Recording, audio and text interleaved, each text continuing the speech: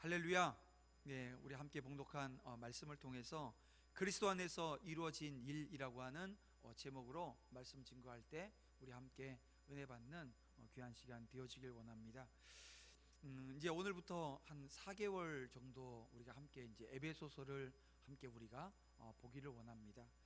이 에베소서를 보면 사도 바울이 예수를 믿고 하나님의 자녀가 되어진 그 구원의 축복에 대해서 얼마나 기뻐하고 감격해 하는지 모릅니다.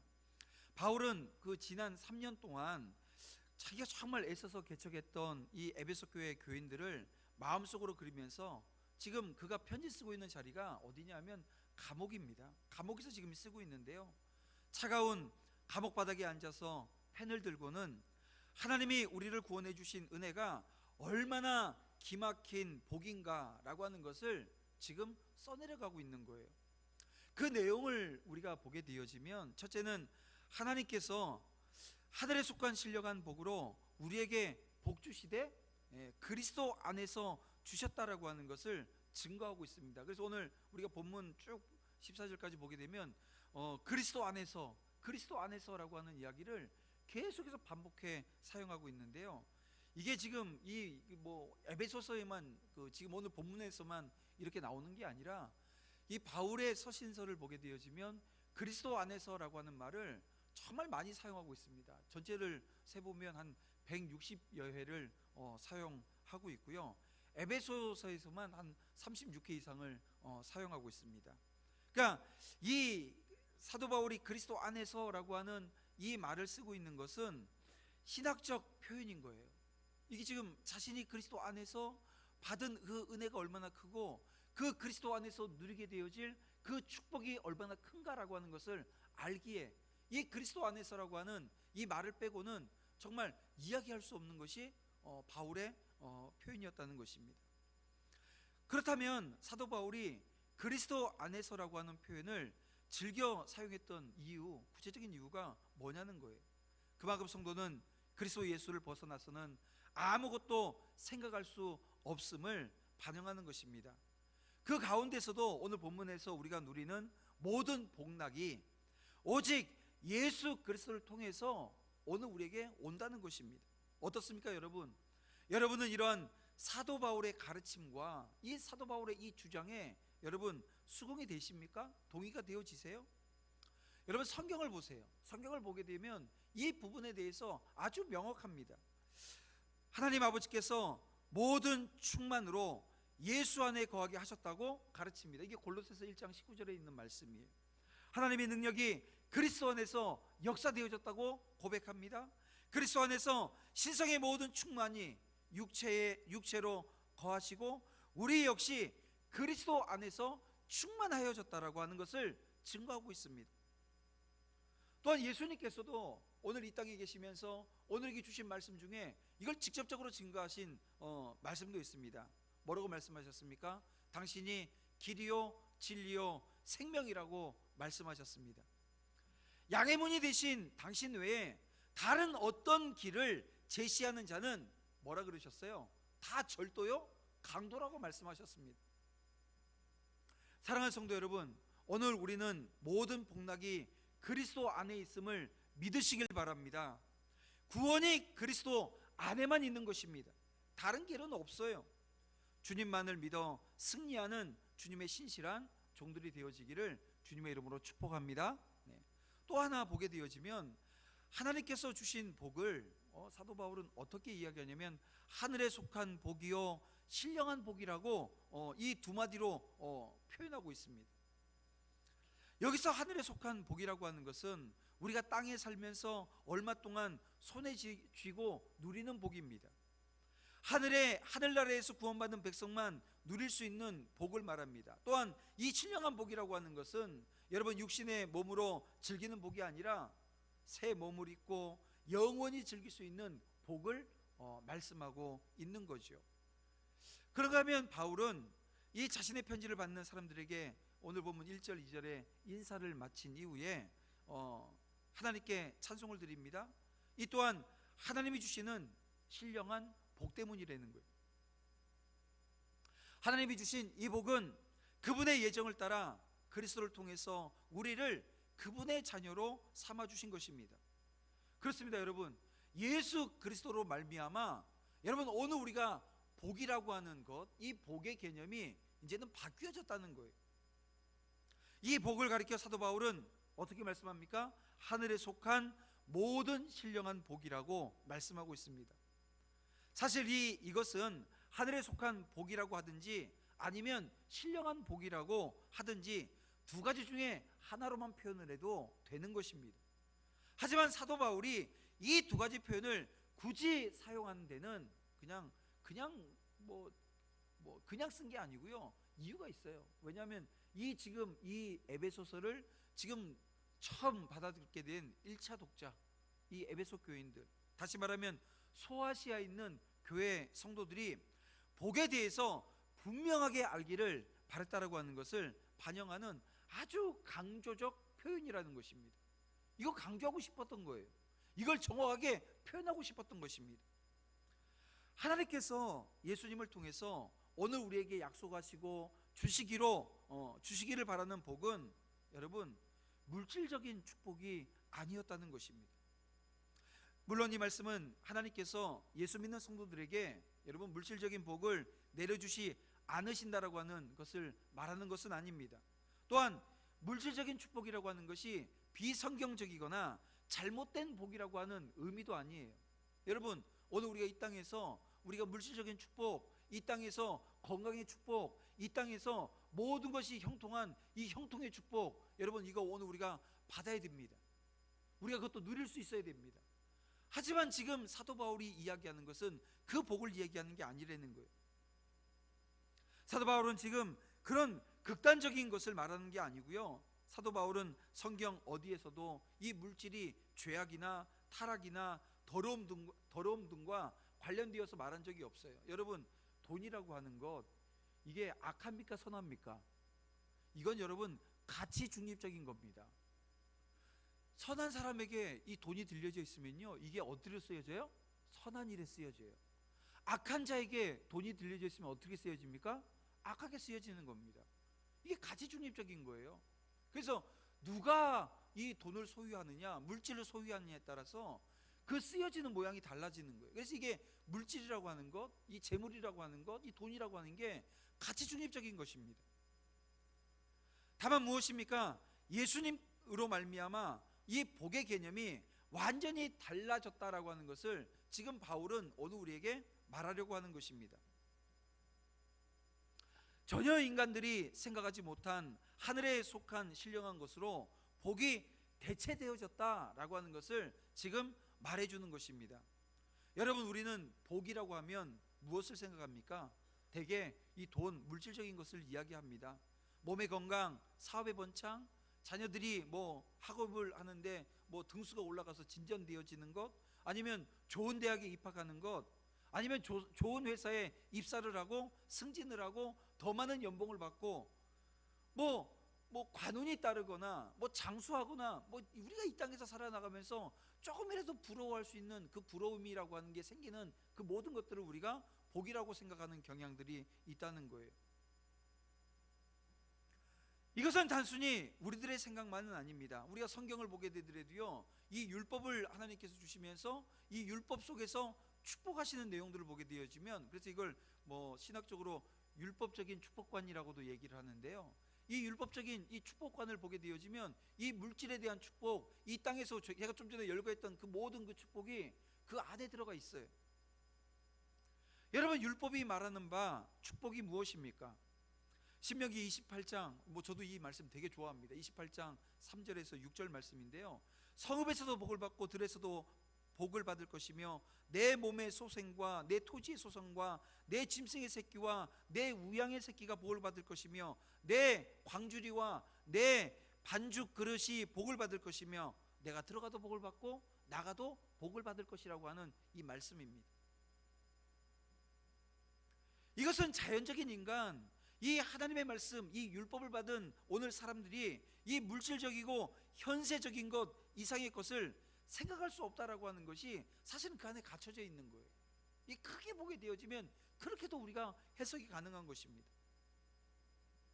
그런데 보세요, 믿지 않는 사람들이 가지고 있는 이 복의 개념이 사실은 이 복에 갖춰져 있는 거예요. 자연적인 인간, 예?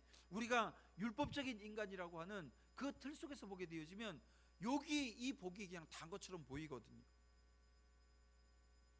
그 이상의 것을 생각하게 되어집니까? 못합니다. 그들은 어디에 매여 살고 있습니까? 이 땅입니다. 이 땅의 물질, 현세적인 것, 영원하지 못한 것, 이거 바라보고 살아가는 거예요. 죽음과 함께 이 땅에서 두고 떠나야 할 것, 잠시 머물다 떠나야 될 이 땅의 것에 모든 게 다 그냥 함몰되어져 있는 거예요. 그런데요, 오늘 우리 하나님께서 예수님을 통해서 무엇을 주셨다고 말씀하는 것입니까? 하늘의 것들을 주셨다고 오늘 우리에게 말씀하고 있는 겁니다. 신령한 것들을 주셨다고 지금 우리에게 말씀하는 것입니다. 여러분, 우리는 이것을 분명히 알아야 됩니다. 그것은 이 세상 사람들이 상상할 수 없는 것들입니다. 물론 이것은 하나님께서 물질적인 것, 세상적인 것들을 주지 않으신다라고 하는 것이 아닙니다. 오늘 우리가 하나님으로부터 이 세상적인 것, 이 물질적인 것 하나님이 우리에게 주신다고 약속하셨잖아요. 여러분, 그걸 오늘 우리가 사도 바울이 지금 그것을 부정하면서 오늘 우리에게 말씀하고 있는 것이 아닙니다.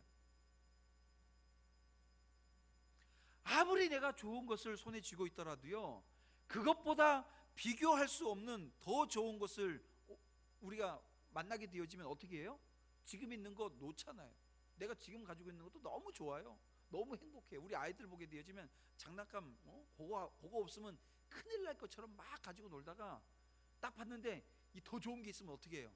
아주 미련 없이 확 집어던지고요. 그거가 지 것도 아닌데 가가지고서 뺏어갖고 자기 놀겠다고, 자기 갖겠다고, 자기 것도 아닌데 자기 것처럼 붙들고 막 울고 있는 애들 모습 우리가 볼 수 있잖아요. 여러분, 오늘 우리 지금 손에 들려 있는 것, 내가 지금 가지고 있는 것, 내가 지금 만족하고 있는 것, 이것보다 더 큰 것, 더 좋은 것 우리가 발견하게 되어지면 놓잖아요. 우리가 다 그렇지 않습니까? 직장도 더 좋은 연봉을 주고 일할 수 있는 환경이 좋은 곳에서 스카우트 제안 들어오면 내가 아무리 여기 좋아하는 사람 관계 좋고 다 하더라도 일단 놓고 옮기잖아요. 그런 겁니다, 여러분. 이것을 달리 말하면 예수님을 통해서 오는 하늘의 신령한 복을 바라보고 그것을 기뻐하며 그것을 소망하고 그로 인해서 감격하는 성도라고 한다면 여러분 어떻게 합니까? 오늘 하나님이 주신 것 바라보면서 내가 지금 가지고 내가 소중하게 여겼던 것도 내려놓게 되어진다는 것입니다.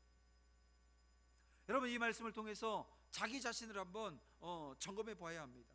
여러분이 정말 그리스도인이라고 한다면 어떤 일이 벌어져야 합니까? 세상 사람들이 이해할 수 없는 그런 일이 오늘 우리 가운데 나타나야 된다는 거예요. 세상 사람들은 전혀 도저히 알 수도 없고 받아들일 수 없는 그런 면이 오늘 우리 성도들에게 있어야 한다는 것입니다.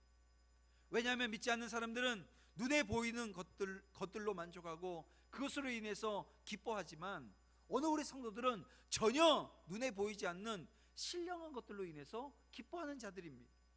감사하는 자들입니다. 또 그것을 목적으로 삼고 우리가 살아간다는 거예요. 또한 이 신령한 것 때문에 때로는 힘을 얻고요, 또 용기를 얻고 소망을 갖게 되어집니다. 어떻습니까, 여러분? 여러분에게는 이런 면이 있으신가요?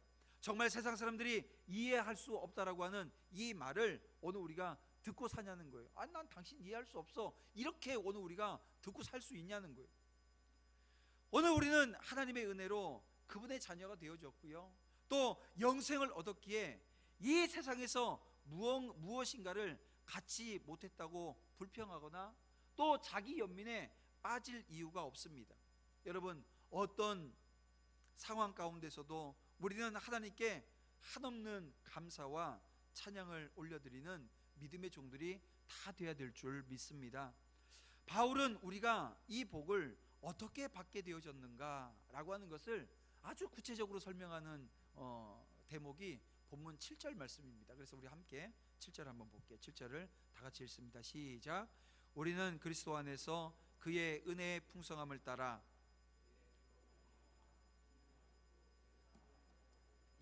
그렇습니다. 우리는 그의 은혜의 풍성함을 따라 죄사함을 받아 하나님의 아들이 되었습니다.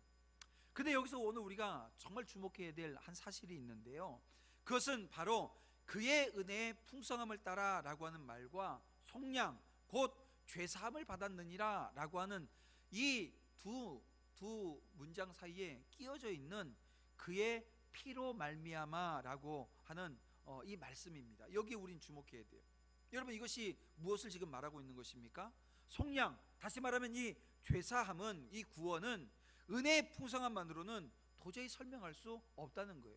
그냥 하나님의 은혜입니다 라고 하는 걸로는 이게 뭔가 어리하고 정확하진 않다는 거예요. 그래서 이걸 정확하게 표현하게 되어지면 이런 거죠. 구속, 이 죄사함을 말할 때 반드시 예수 그리스도의 피가 전제되어져야 된다는 것입니다.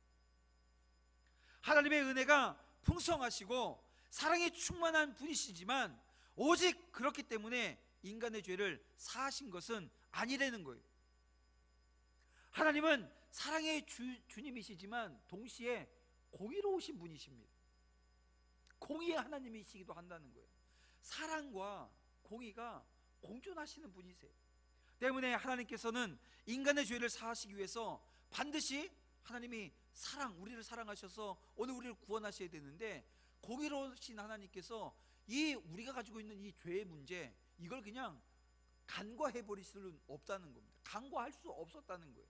이 문제도 당연히 해결을 해야 되는데요, 이 해결하기 위해서 이 공의를 만족시킬 수 있는 대가가 있어야 됐다는 것입니다. 그것이 바로 예수 그리스도의 피였다는 거예요.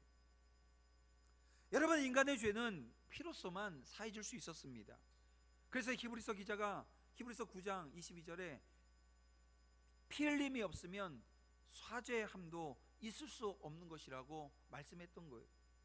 그래서 예수님께서는 죄와 허물이 없으시지만 친히 속죄 제물이 되사 십자가 제단에서 피 흘려 죽으신 것입니다. 그리고 하나님은 그러한 예수님의 피를 근거로 해서, 여러분, 오늘 우리가 이 자리에서 하나님을 예배할 수 있는 게요, 오늘 우리가 이 자리에서 하나님을 찬양하고 기도하고 하나님 앞에 오늘 우리가 모든 봉사와 헌신을 통해서 그 하나님 앞에 나아가 하나님을 찬양하고 하나님의 영광 나타낼 수 있었던 것이 다른 데 있지 않습니다. 바로 이 피의 근거에서, 주님의 피의 근거에서 하나님의 은혜의 풍성함을 따라 예수 그리스도를 믿는 자가 되어졌기 때문에 그 일이 가능했다라고 하는 것입니다. 죄를 사해 주셨기 때문에 가능해진 것입니다. 하나님께서는 인류 가운데 얼마를 선택하셔서 자신의 영광스러운 아들을 삼겠다고 작정하셨습니다. 그것도 거룩하고 온전한 하나님처럼 흠과 티가 없는 아들로 삼겠다고 말씀하신 거예요. 그리고는 하늘에 속한 이 신령한 복을 아들된 오늘 저와 여러분에게 하나님께서 주시겠다고 계획하신 것입니다. 그런데 이 일을 이루기 위해서 이 죄의 장벽을 넘어야만 했습니다. 이것을 해결하지 않고는 하나님의 자녀가 되어지는 그런 은혜는 있을 수가 없었던 거예요. 하나님의 아들로 삼을 수 없을 뿐만이 아니라 아들로 삼겠다고 해도 하나님과 진정한 이 부자 관계가 유지되어질 수 없게 되어졌다는 것입니다. 하나님께서는 인간을 자유로운 도덕적 주체자로 만드셨습니다. 그래서 인간에게 뭘 주셨어요? 자유의지를 가진 인간으로 만들어 주셨고요, 이 자유의지를 가진 인간은 하나님의 뜻에 순종할 수도 있고요, 거역할 수도 있습니다. 그런데 우리 조상 아담은 하나님께 순종하는 편이 아니라 거역하는 편에서 자유의지를 사용해버린 거예요. 그 결과 모든 인류가 그와 함께 타락해버린 겁니다. 완전히 타락해버린 겁니다. 그래서 에베소서 2장 1절 말씀을 보게 되어지면 우리는 아담을 따라 이미 허물과 죄로 죽은 자들이라고 말씀하고 있습니다. 우리는 선을 행할 수 있는 의지는 기능을 못하고 악을 행할 수 있는 의지만 살아서 공중 곳에 잡은 이 사탄이 시키는 대로 따라가 버리게 되어졌다는 거예요. 그래서 우리는 나라고 하는 자아를 가장 우선시하고 중요시하는 그런 존재가 되어져 버린 것입니다. 그러니까 누가 우상이 되어 버린 거예요? 내가 우상이 되어 버린 거예요. 나 자신이 우상이 되어져 버린 거예요. 여러분, 레오나르도 다빈치가 그린 그림 중에 최후의 만찬이라고 하는 그림을 알 겁니다. 근데 이 다빈치가 이 최후의 만찬 그림을 그리기 전에 동료 미술가하고 아주 심하게 다투었다는 거예요. 그리고 어떻게 복수를 할까 하다가 복수를 하는 게요, 이겁니다. 예수님의 최후의 만찬 그림을 그리는데 거기다 유다 얼굴을 누구로 그리는 거예요? 예, 그 자기 싸운 사람, 그 미술가 얼굴을 거기다가 그려 넣는 거예요. 거기다 딱 그려 놓고서는 어떻게, 이제는 이 그림이 이게 계속 남을 테니까 내가 아주 복수를 했다 하고 이제 쫙 그림을 그려 나가고 마지막에 예수님을 그림을 그리는데요, 이 예수님이 그려지지가 않더라는 거예요.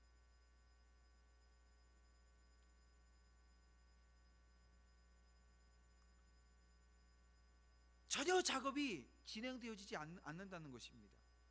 뭐냐면 동료에 대한 미움이 그의 최고의 역작을 방해하고 있었던 것입니다. 그래서 다빈치는 즉시 그 동료를 용서를 하고요, 유다 얼굴을 지웠다는 거예요. 왜냐면 그 동료 얼굴 거기다 그려놨는데 그걸 지워버렸다는 겁니다. 그리고 다시 예수님의 얼굴을 그리기 시작해서 최고의 걸작품인 이 최후의 만찬을 완성하게 되어졌다라고 하는 일화가 있습니다. 여러분, 그런 겁니다. 자신이 우상이 되어버리면 본질을 잊어버려요. 하나님의 일도 감당하지 못하는 존재가 되어져 버린다는 것입니다. 내가 우선시 되어지면 악이 기승을 부리게 되어져 있습니다. 뿐만 아니라 인간은 너나 할 것 없이 모두 존재로적 딜레마에 빠지게 되어 있습니다. 우리는 날마다 죄를 범하며 살기 때문에 절대 선이신 하나님께 대적되어지는 그 모습으로밖에 설 수 없습니다. 결국 우리는 하나님과 함께 살 수 없고요, 하나님 없이 살 수 없는 아주 이상한 존재가 되어져 버린 겁니다. 하나님과 살 수도 없고 살지 않을 수도 없는 이상한 존재 말입니다. 하나님은 우리에게 유일한 위안이 되는 동시에 가장 무서운 공포의 대상이 되어져 버리는 것입니다. 이게 여러분, 어느 우리가 죄 속에서 살게 되어지면 이 딜레마 속에서 벗어날 수가 없는 거예요. 이런 딜레마에서 자유할 수 있는 길은 우리의 죄 문제를 해결받는 것입니다. 이를 위해서 하나님께서는 예수 그리스도의 의롭고 거룩한 피로 오늘 우리를 씻어주시겠다고 작정하셨습니다. 그래서 마틴 루터, 이 종교개혁가 루터는 이 본문의 내용을 어떻게 해석을 하냐면 자리 바꿈을 하셨다, 이렇게 표현을 해요. 자리를 바꾸셨다는 거예요. 무슨 얘기예요? 예수님의 자리에 오늘 우리가 세워지게 되어지고요, 또 우리의 자리에 예수님을 세우셨다는 것입니다. 그래서 예수님은 죄인이 되어지고요, 오늘 우리는 의인이 되어졌다라고 하는, 이걸 지금 루터는 자리 바꿈을 하셨다, 이렇게 표현을 했습니다.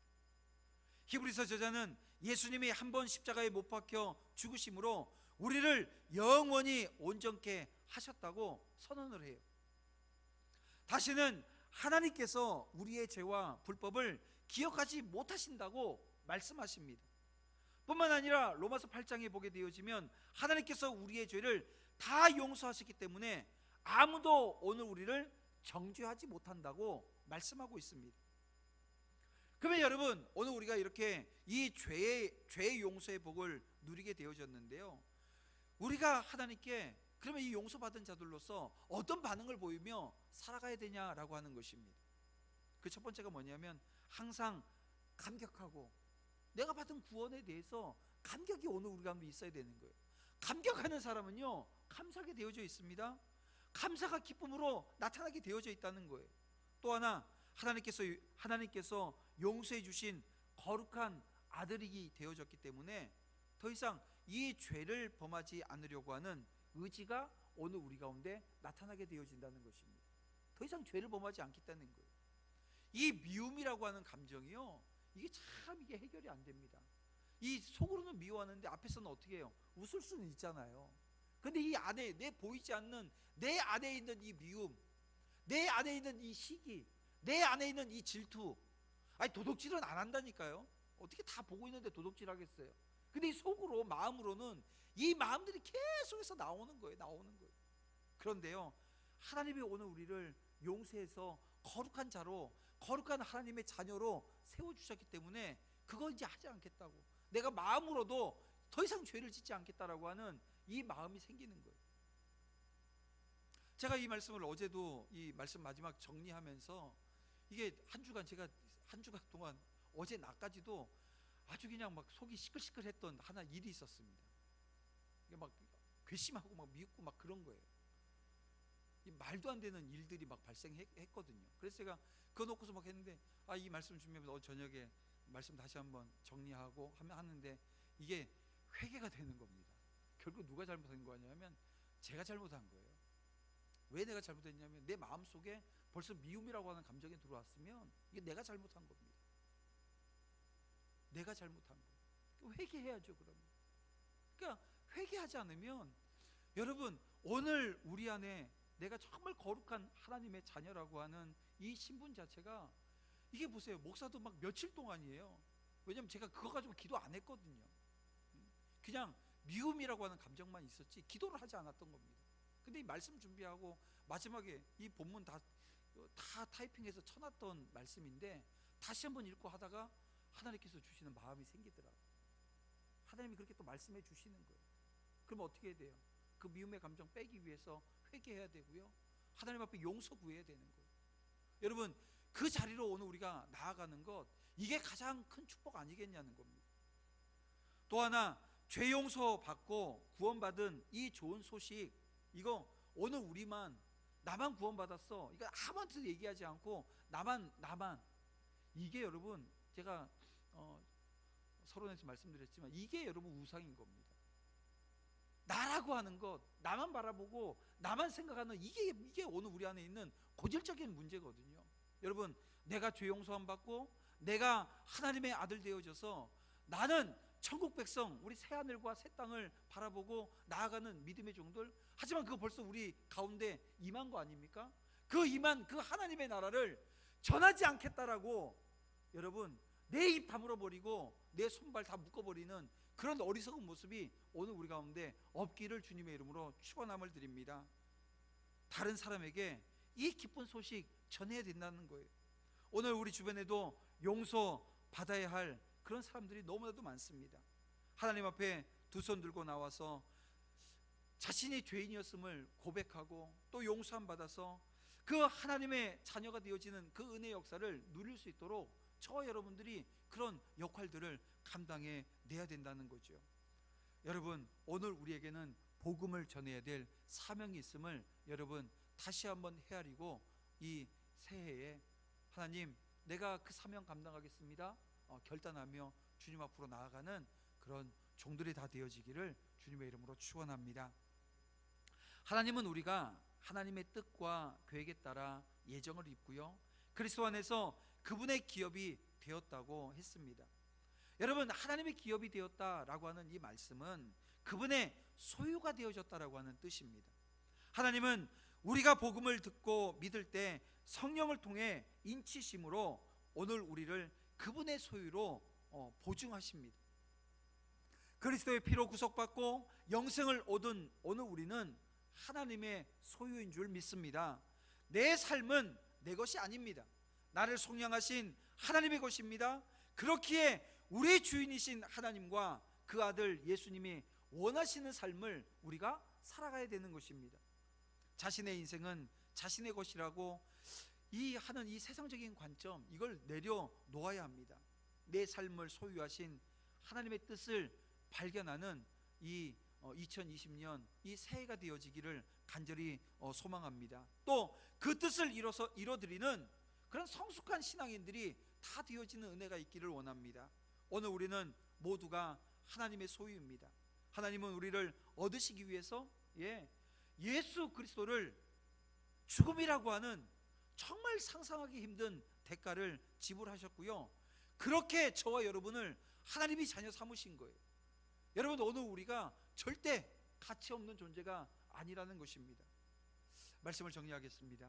이 시간 우리는 구원을 이루시는 하나님께 한없는 영광과 찬송을 올려드려야 합니다. 오늘 우리에게 주신 복을 한번 보세요. 구원과 부흥의 복을 주셨습니다. 그 하나님의 은혜를 잊지 말고, 그래서 오늘 우리는 감사와 영광을 올려드려야 됩니다.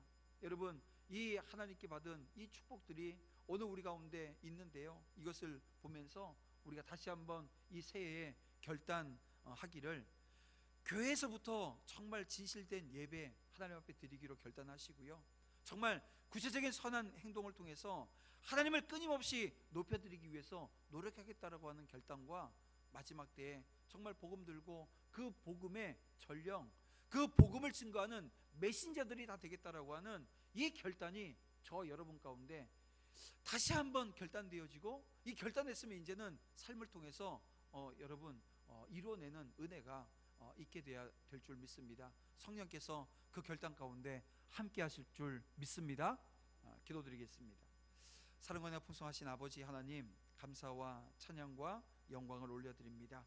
주의 종들, 이제 아버지 하나님께서 그리스도 안에서 주어진 그 크신 은혜와 사랑을 저희들이 기억합니다. 이제 예수 안에서 오늘 우리에게 주어진 이 놀라운 축복들, 신령한 복들, 하늘에 속한 그 놀라운 축복과 은혜들을 이제 믿음의 종들이 누리게 하시고, 이제는 전하는 자리에서 하나님의 영광 드러내기에 부족함이 없도록 주님 인도해 주시옵소서. 언제나 감사와 감격이, 기쁨이 넘치는 삶이 되어지길 원합니다. 하나님, 죄를 범하지 않는 자리에 설 수 있도록 주님 인도해 주시고, 어떤 자리에 서 있든지 간에 아버지 하나님의 그 축복된 말씀들이, 그 신령한 복이 이 복음으로 말미암아 증거되어지는 은혜의 역사가 믿음의 종들의 삶 가운데 이루어질 수 있도록 주님 역사해 주시옵소서.